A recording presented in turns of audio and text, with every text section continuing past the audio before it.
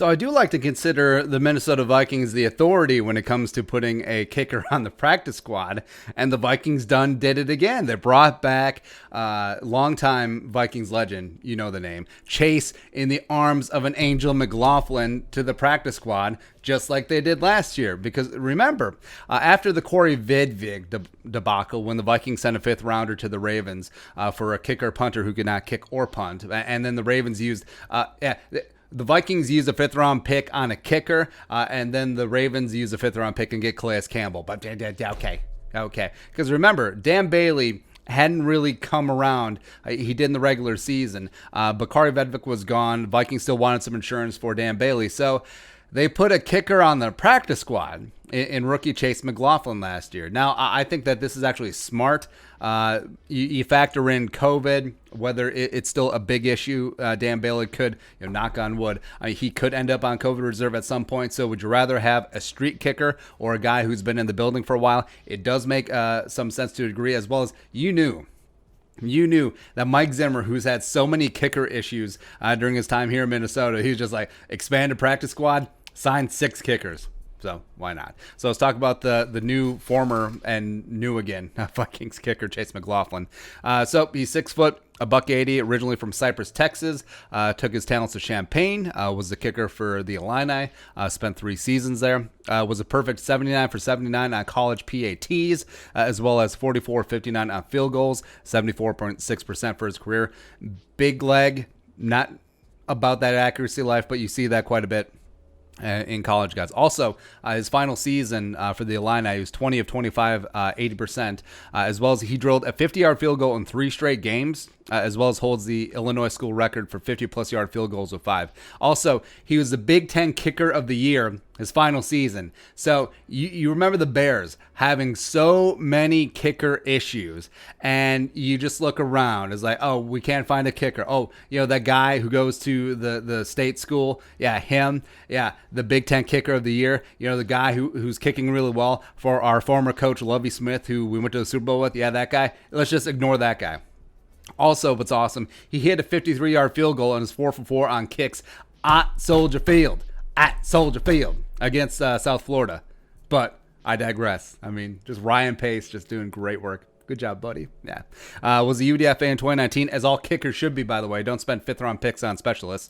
Ended up in Bills camp last year. It was a perfect 3 for 3 on field goals, including a 54-yarder against the Vikings in the final preseason game. Again, don't sleep on, hey, this guy played good against us scouting. Like, it always comes back around. Vikings, he wasn't going to make the Bills because they had Steven Hauschka last year when he was actually still good. Vikings brought him onto the practice squad.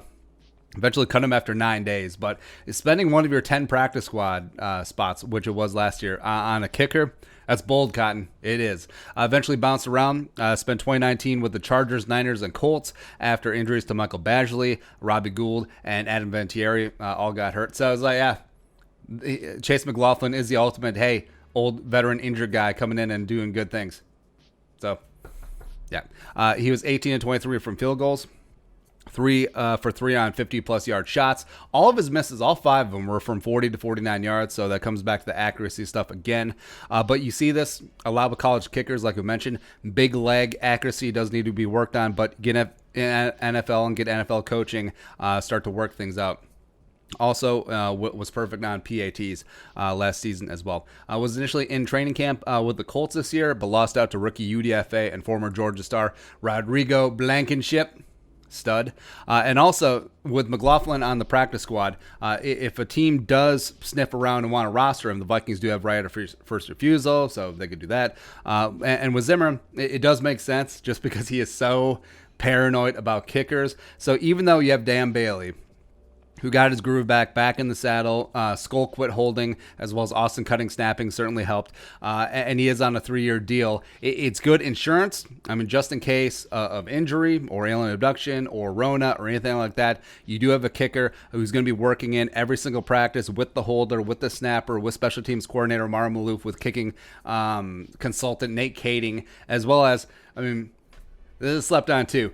So, like in kickoff drills, instead of having Bailey swing the leg or Skull quick swing the leg, and instead of having a jugs machine just kick off, so you're actually getting kickoffs from Chase McLaughlin in practice, so that's better for KJ Osborne and the returners. Small things like that. But the big thing is you do have a guy with familiarity if poop does hit the fan with Dan Bailey. So I guess I get it with expanded practice squad, whatever.